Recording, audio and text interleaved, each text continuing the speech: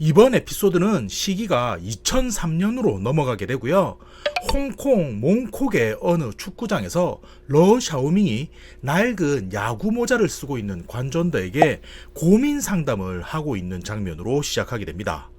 그런데 첫 번째 에피소드에서 시기적으로 10년 전이기 때문에 두 사람의 상황이 어찌 되는 건지부터 설명을 드렸으면 하는데, 우선 관전도는 이미 경찰을 은퇴하였지만 특수 고문으로 도움을 주고 있다 언급이 되고요. 러 샤오밍 같은 경우는 이제가 중안조라 불리는 부서의 장이 되었지만 얼마 전 대규모 작전에 참여했다가 이를 그르치게 되었다는 말을 전해주고 있습니다.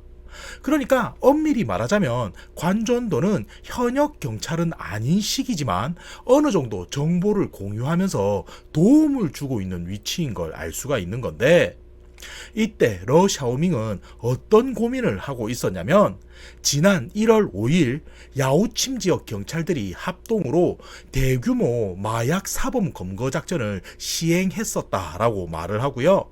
일명 산살무사 작전이라 칭한 후 오랜 기간 동안 준비를 했지만 출동 인원이 200명을 넘었음에도 불구하고 수거한 약물은 얼마 되지 않았고 기소된 인원, 그러니까 잡아들인 마약 사범들 수도 10명이 채 되지 않았다는 말을 전해주고 있었습니다.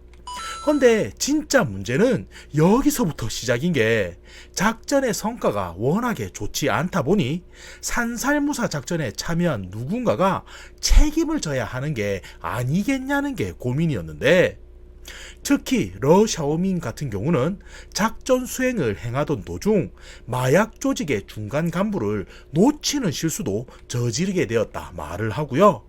이에 그 책임을 자신이 져야 하는 게 아니겠냐라고 말을 하자, 듣고 있던 관전도는 역시 자네의 열정은 대단하군 이라고 말을 하며, 경찰에서 노리는 진짜 목표는 홍의련의 보스인 저 한창의 목이라고 알려주게 되고요.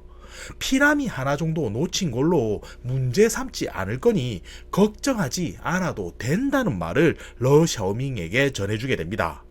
자, 그러니까 지금 경찰에서 대규모 병력을 동원한 실질적인 목표가 누구였나 하는 게 언급이 되었는데, 말이 나온 김에 그에 대해 설명을 드리자면, 겉으론 성야 엔터테인먼트라는 회사를 차려 연예계와 관련된 일을 하고 있는 사업가로 보일 수도 있지만 실체는 야오침 지역 마약의 80%나 담당하고 있는 홍의련이라는 조직의 보스인 인물이고요.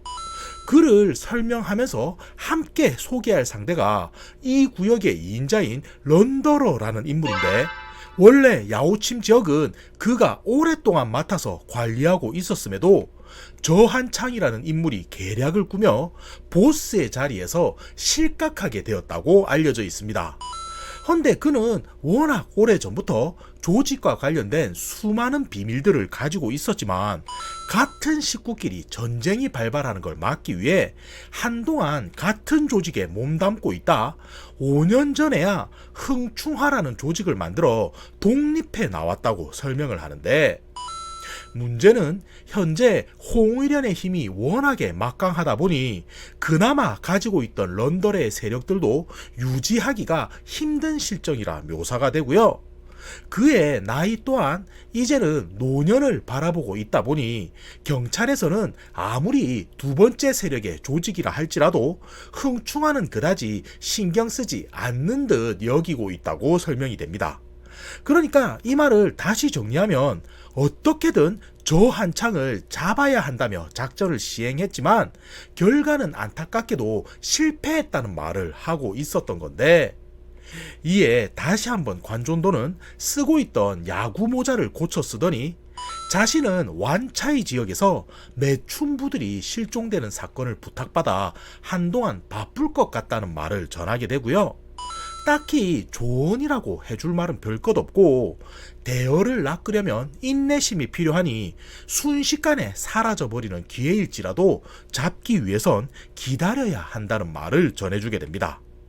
그러자 이 말에 러 샤오밍은 사부님께서 바쁘신 듯하니 이만 일어나자며 관전도를 먼저 보낸 후 자신도 버스를 타고 집으로 돌아가는 모습을 보이게 되는데, 얼마쯤 달렸을까? 라디오에서 성야 엔터테인먼트 소속의 가수 탕링의 신곡이라며 노래가 한 곡 흘러나오게 되고요. 이를 우연히 듣게 된 러 샤오밍은 마약을 유통하는 범죄 조직 보스가 겉으론 엔터 사업을 한다는 것에 치를 떨며 저 한창을 어떻게든 잡지 않으면 야우침 지역뿐 아니라 몽코까지 그의 소나기로 넘어갈 거라는 생각에 다시 한번 자신의 의지를 다지는 모습을 보여주게 됩니다. 헌데 그런 바람이 와닿기라도 한 건지 얼마 지나지 않아 방금 언급한 탕링이라는 여가수로부터 기회할 수 있는 사건이 발생하게 되는데, 공적인 장소에서 당시 인기 배우 중 하나인 양원하이가 그녀를 향해 너는 조한창의 놀이개야 라며 모욕을 하는 일이 발생하게 된 거였고요. 이때 당시엔 보는 눈이 많아서인지 별다른 일 없이 넘어가는 듯 했지만, 이후 2주일 정도 지났을 무렵 홍우련 소속 관계자들이 그를 찾아가 집단으로 보복 폭행을 행하는 일이 벌어지게 됩니다. 헌데 막상 당사자인 양원하이는 그런 일이 있었음에도 별다른 신고를 하지는 않았고, 정황상 그가 먼저 나서서 탕링을 모욕한 건 사실이다 보니 경찰에서도 굳이 사건이랍시고 이런 일에 관여할 부분은 없다고 생각하는 분위기였는데, 이때 부하 중 하나인 아재가 놀라운 것을 알게 되었다며 러 샤오밍을 찾아오게 되고요. 얼마 전 폭행을 당한 양원하이는 세간의 사생아로 태어났다 알려져 있는데, 알고 보니 그의 친부가 흥충하의 보스인 런더러라는 사실을 알려주게 됩니다.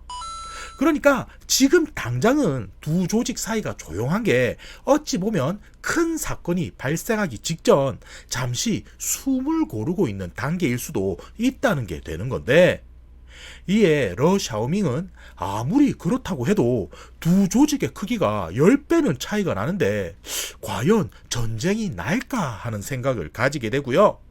혹시 사부인 관전도라면 어떤 정보라도 들은 게 있나 싶어 연락을 해보니, 그는 상급 기관에서 이미 런더러에 대한 조사를 모두 끝내놓은 상태고 마약과 관련된 증거도 확보하고 있어 이제 기소할 시기만 기다리고 있는 상황이라고 말을 전해주게 됩니다. 헌데 이 말을 들은 러 샤오밍은 만약 그의 조직이 야우침 지역에서 사라지게 되면 이제 이곳은 저 한창이 모두 차지하게 돼 세력은 더욱 커지게 될 거라는 생각을 가지게 되는데, 그런 중 결국 걱정하던 사건이 터져버리게 되고요.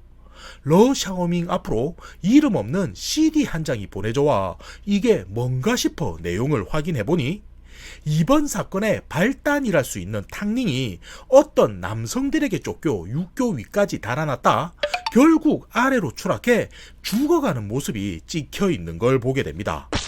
그리고 전달된 영상의 마지막은 이를 목격한 촬영자 또한 남성들에게 발각되자 급히 달아나는 장면으로 마무리가 되어 있었는데, 이를 확인한 러 샤오밍은 급히 사건 현장으로 가보게 되지만 신고 접수가 들어오거나 시신의 모습은 보이지가 않았고요.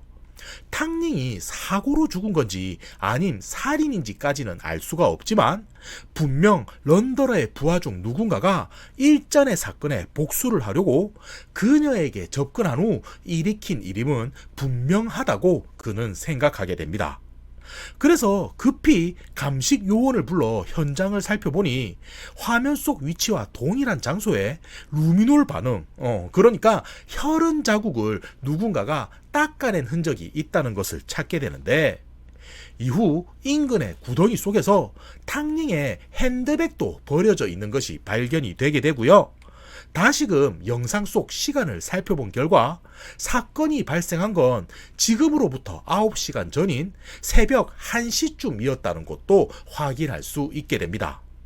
헌데 그 사실을 알게 되니 그녀는 누가 불렀기에 이 야심한 시간에 여기까지 오게 된 걸까 하는 의구심이 들게 되는데, 아무리 생각해봐도 양원하이나 흥충화 쪽 사람들이 불렀다는 건 정황상 맞지가 않는 거였고요. 매니저의 말로는 11시에 집으로 데려다 준 것이 마지막이고, 그녀는 가족들도 없기 때문에 이후 어찌 된 건지는 자신도 알 수가 없다는 말을 전해주게 됩니다. 헌데 이때 탕링에게 가족이 없다는 말을 들은 러샤오밍은 그녀가 어찌하다 가수가 된 거냐고 묻게 되는데, 이에 매니저가 대답하길 3년 전 자신은 일개 직원이었기 때문에 자세히는 모르지만 그때 탕링은 겨우 14살밖에 되지 않는 가출 소녀였다고 말을 하고요. 운이 좋은 건지는 모르겠지만 우연치 않게 저 한창의 눈에 띄어 연예계로 발탁된 것만으로만 알고 있다는 말을 전해주게 됩니다. 아무튼 그 말에 러샤오밍은 어린 소녀가 연예계에 들어와 두 조직 사이의 다툼에서 비참하게 살해당한 결말이구만 하고 안타깝게 여기게 되는데, 다만 의아한 점이 있다고 한다면 왜 범인들이 그녀의 시신을 숨겼을까 하는 거였고요. 결론적으로는 탕링의 죽음은 우연한 사고로 발생하게 된 거고, 일이 커지는 걸 막으려 했던 누군가가 그녀의 시신을 감춘 것일 거라고 러샤오밍은 여기게 됩니다. 헌데 그 일이 있고 얼마 지나지도 않아서 익명의 게시판에 자신이 받은 영상과 동일한 영상이 업로드가 되고, 이후 인터넷을 통해 급속도로 퍼져나가는 일이 벌어지게 되는데, 당연히 이렇게 되자 한순간에 언론의 관심은 수사를 맡고 있는 러샤오밍과 중안조 팀원들에게 집중이 되어 버리게 되고요. 지나치게 일이 커지려고 하는 조짐을 보이자 결국 그도 무언가 큰 결심을 내리고선 흥충화 조직의 사무실로 직접 찾아가 런더러에게 참고인 진술을 구하고 싶은 게 있으니 자신과 함께 경찰서로 가달라는 어려운 부탁을 그에게 전달하게 됩니다. 그러니까 세력은 크지 않더라도 아무런 증거도 없이 조직 보스에게 찾아가 함께 경찰서를 가달라 이런 말을 했다는 거니 러샤오밍도 배포가 상당히 크다는 거죠. 그리고 이후 그의 부하들은 무슨 말도 안 되는 소리냐며 반발을 했지만 런더러는 오히려 담담하게 알겠다며 대답한 후 측근 한 명만을 대동해 경찰서로 향하는 모습을 보여주게 되는데, 여기서 상황은 침사추이 경찰서에 도착한 이후의 모습을 보여주게 되고요. 러샤오밍이 단도직입적으로 혹시 탕링의 영상은 보셨습니까? 하고 묻자 그는 무엇 때문에 자신을 보자고 했는지 알겠다는 듯 내 아들 양원하이는 작은 일로 거짓말할 사람은 아닌데 그냥 가만히 있는 탕링에게 저 한창에 놀이개니 뭐니 그런 소리를 한 게 아니라 그녀가 먼저 유혹하듯 접근한 후 결정적일 때 거절을 하자 화가 나서 그런 말을 내뱉게 되었다며 자신에게 알려주었다는 말을 전해주게 됩니다. 그러자 그 말을 들은 러샤오밍은 양원하이가 아들이라는 걸 인정하시는 거군요 라고 말을 한 뒤, 그럼 그가 보복 폭행을 당했다는 말을 들었을 때 상당히 화가 났겠군요 하고 대묻게 되는데, 이에 런더러는 아니 형사 양반, 어느 부모가 자식이 맞고 왔다는데 마음이 아프지 않겠습니까? 라고 대답을 하더니, 하지만 우리 흥충화라는 조직은 여자나 아이를 건드리는 행동은 절대로 하지 않습니다 라며 아무리 조직 세계의 사람이지만 도의가 있음을 강조하는 모습을 보여주게 됩니다. 그러니까 요약하자면 자신은 탕링에게 사람을 보내거나 하는 짓은 절대로 하지 않았다라는 말인 건데, 그 말에 러샤오밍이 런더러를 바라보며 그 말을 제가 믿어도 되겠습니까? 하며 다시 한번 묻게 되고요. 이에 런더러는 지금 우리 조직은 여러 가지 일로 압박을 받고 있고 세력도 많이 약해져 있어.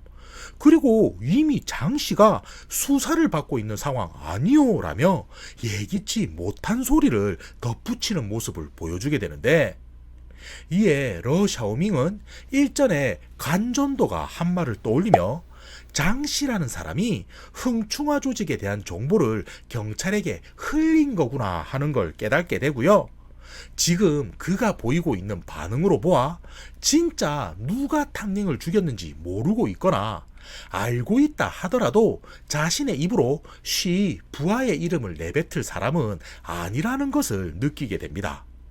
그래서 일단은 알겠다고 말한 후 그를 돌려보내게 되는데, 이후 정보원들을 동원해 사건 수사에 들어갔지만 사흘이 지나도록 새로운 정보라는 건 아무것도 밝혀지지가 않게 되고요. 영상 속에 비춰지는 남성들만 적어도 4명 이상이었기 때문에 한 명쯤은 자신이 한 짓이라며 말이 새어 나올 법도 했지만 그 누구도 이와 관련되어서 발설하는 조직원은 나오지가 않는 상황만이 이어지게 됩니다. 그러니까 정황상 탕닝으로 추정되는 여성이 떨어져 죽는 영상은 공개되었지만 물적 증거나 관련자 진술 같은 건 전혀 확보가 안 되고 애꿎은 시간만 흘렀다 이 말인 건데, 그러던 중 해안가 부근에서 신원 불명의 여성 시체 하나가 수면 위로 떠오르게 되고요. 그녀가 혹시 탕닝인가 싶어 급히 시체 보관소로 향한 러 샤오밍은 당시 매춘부 실종 사건을 다루고 있다는 관전도를 감식반 앞에서 우연치 않게 마주치는 모습을 보이게 됩니다. 그러니까 사부도 신원불명의 여성 시체가 나왔다고 하니 확인을 하려고 들렀다가 두 사람이 만나게 된 상황이라는 건데, 이때 이야기를 들어보면 심한 구타의 영향으로 시신의 얼굴이 매우 훼손되어 있어 당장은 누구인지 확인하기가 힘들다는 말이 오고 가게 되고요. 다행히 손끝 지문은 남아 있었기 때문에 잠시만 기다리면 부검 보고서를 확인할 수 있을 거라는 언급이 스치듯 지나가기도 합니다.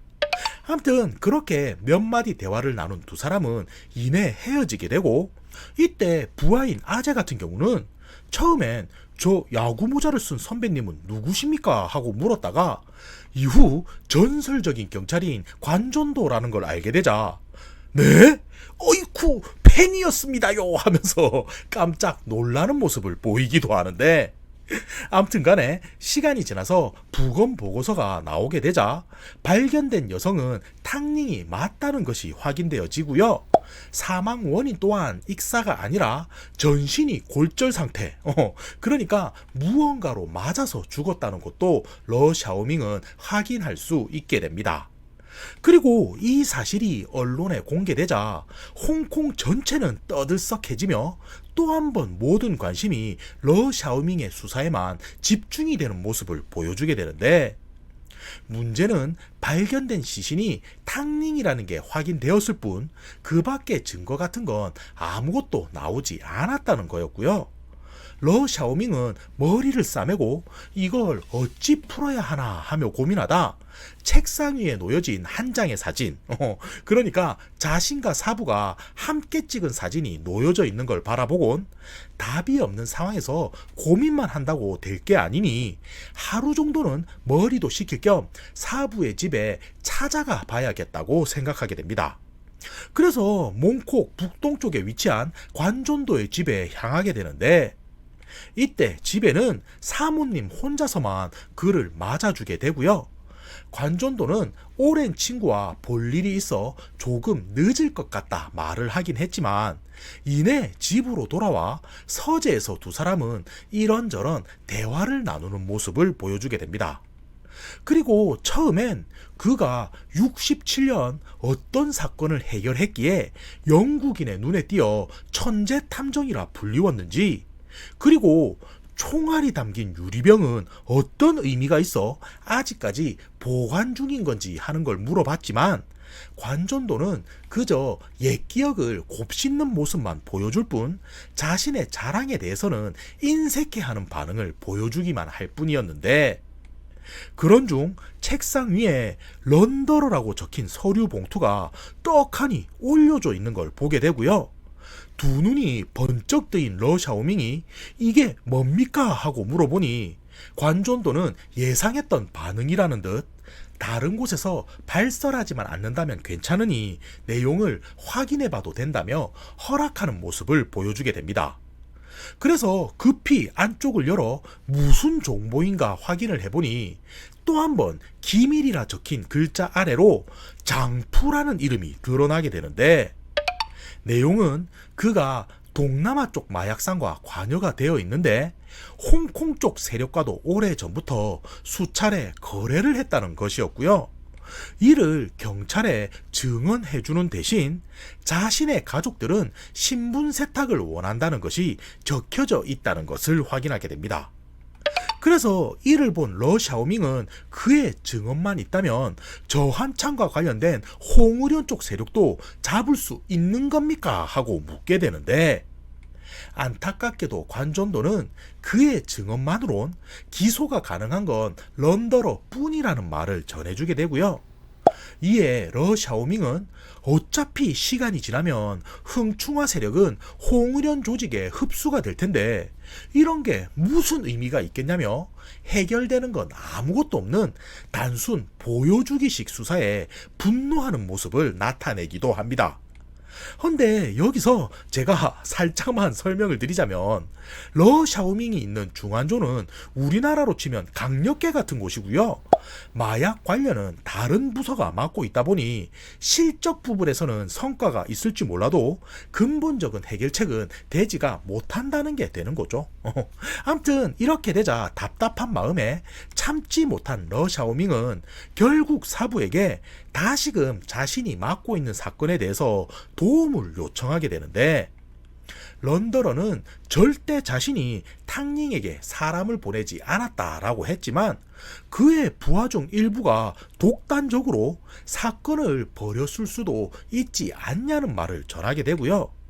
이 말을 들은 관전도는 보스의 명령을 어길 정도로 정신나간 부하가 어디 있겠나라고 말을 하더니 퇴근 후에도 계속 사건 생각만 하고 있는 것 같은데 때로는 머리도 비울 겸 TV라도 보면서 마음을 좀 편히 가지는 게 어떻겠냐라며 예상치 못했던 조언을 그는 사부로부터 전해 듣게 됩니다.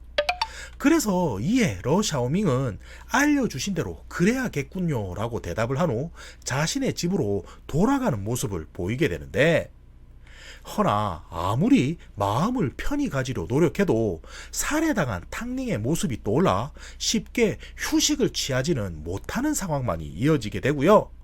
도저히 안 되겠다 싶어 억지로 TV를 켜니 임신한 아내인 메이메이가 곁으로 다가와선 여보, 탕닝이 해외 활동을 하려고 일본 쪽과 계약을 앞두고 있었는데 안타깝게도 이번 사건으로 죽고 말았다는 소문이 있네요 하는 말을 전해주는 걸 듣게 됩니다. 그리고 아니나 다를까 TV 화면에서는 저한창이 탕닝의 일과 관련되어 기자회견을 열고 있는 모습이 때마침 나오고 있었는데, 그는 이번 사건이 너무 안타깝고 빨리 범인이 밝혀져 처벌을 받아야 한다고 말을 하고 있었고요. 곧 그녀의 추모 앨범과 함께 촛불 콘서트도 개최가 될 거니 그녀를 기리는 마음이 있으신 분들이라면 많이 참여해 달라는 말을 기자들에게 전해주고 있는 걸 보게 됩니다.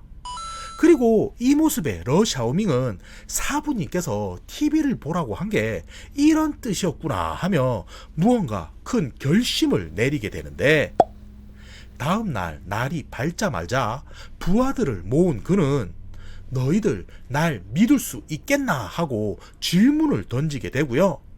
이 말에 부하들이 믿습니다 대장님 하며 대답을 하자 러샤오밍은 다시 한번 결심을 다지더니 그럼 이제 탕닝을 살해한 주모자 저한창을 잡으러 간다 라고 말을 하며 경찰서를 나서는 모습을 보여주게 됩니다.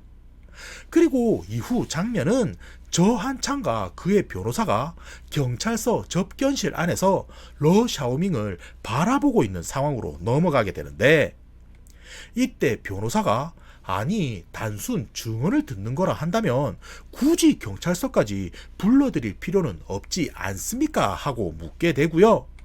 이 말을 들은 러샤오밍은 단호한 어조로 아니요, 저는 저 한창 씨 당신이 탕닝 사건의 살인 공모 혹은 교사를 했다는 것을 믿고 있습니다 하는 대답을 들려주게 됩니다.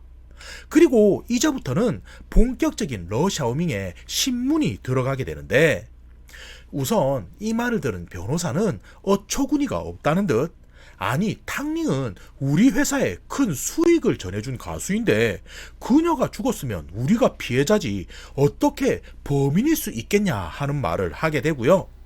이 말에 러샤오밍은 개의치 않는다는 듯 양원하이가 탕닝에게 너는 저 한창에 놀이개야 라고 했다는 거 아시죠? 라고 말을 하더니 지금껏 의아했던 것 중 하나가 그녀는 매니저와 헤어진 후 몰래 다시 집에서 나왔는데 처음엔 그게 누구 때문이었을까 싶었지만 소속사 사장이 부르는 거라면 충분히 가능하지 않겠습니까? 하는 말을 꺼내놓게 됩니다. 그러자 그 말을 들은 조한창은 크게 웃음 짓더니 당신의 논리엔 근거와 설득력이 너무 없군요.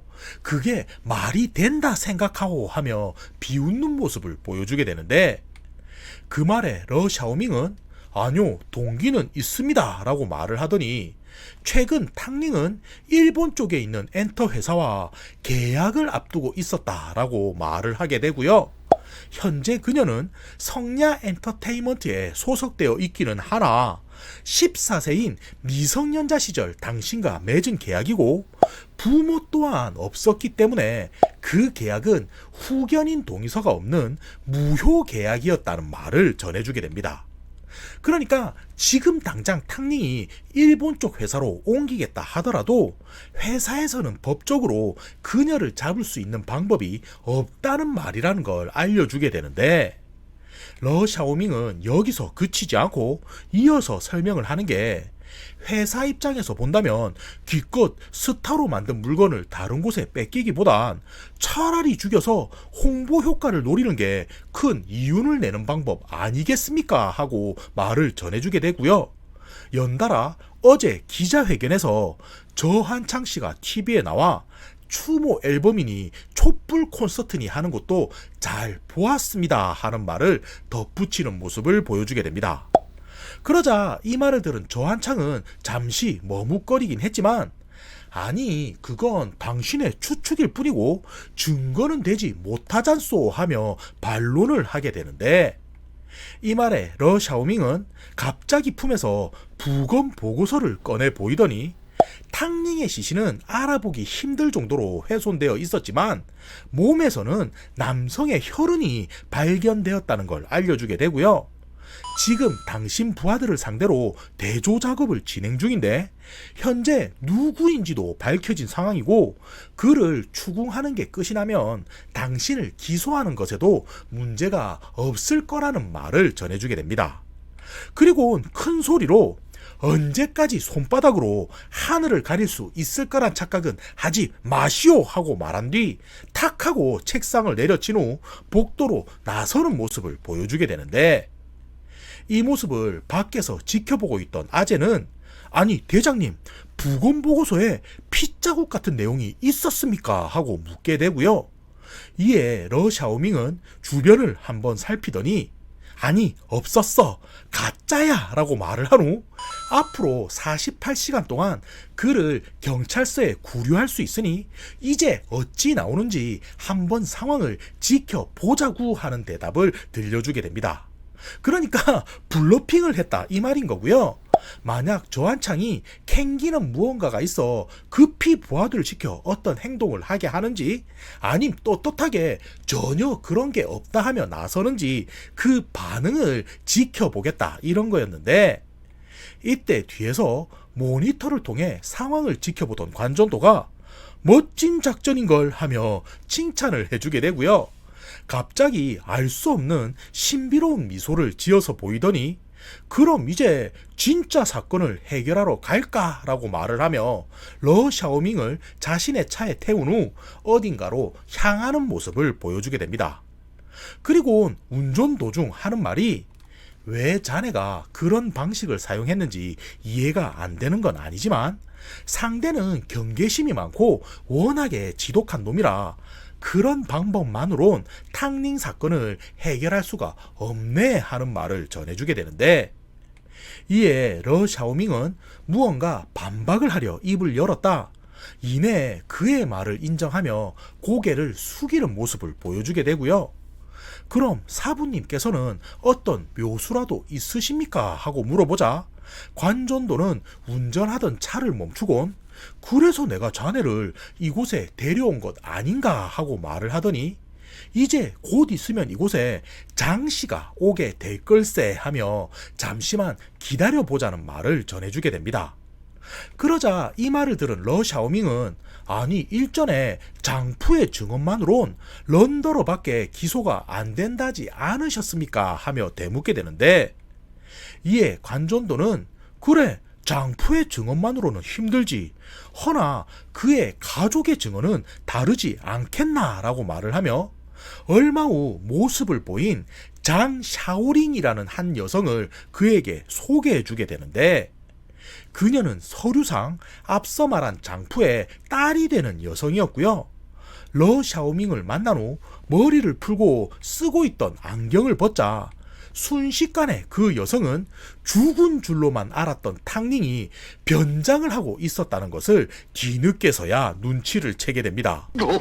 그리고 순간적으로 머리에 벼락을 맞은 듯 충격을 받아 사부인 관전도를 향해 이게 어찌된 일이냐며 묻게 되는데, 이에 그가 설명을 해주는 게 애초에 경찰 수뇌부는 산살무사 작전이 실패할 거라는 걸 예상했다고 이야기를 하고요. 탕닝 사건 역시도 실제로는 존재하지가 않는 저 한창을 잡는 대규모 작전의 일부였다는 말을 전해주게 됩니다. 그러자 러 샤오밍은 이런 행동으로 어떻게 저 한창을 잡을 수 있다는 거냐며 황당한 표정으로 묻게 되는데, 이에 관전도는 저 한창이 잘못을 했다는 걸 알면서도 잡지 못하는 이유가 무엇이었겠나 하고 말을 하게 되고요. 지금껏 그의 비밀을 알고 있는 런더러가 아무리 아들을 상대로 악행을 저지르고 자신을 실각시키는 무례를 범했어도 도의를 지키기 위해 참고 있었기 때문이네 라고 하는 말을 전해주게 됩니다.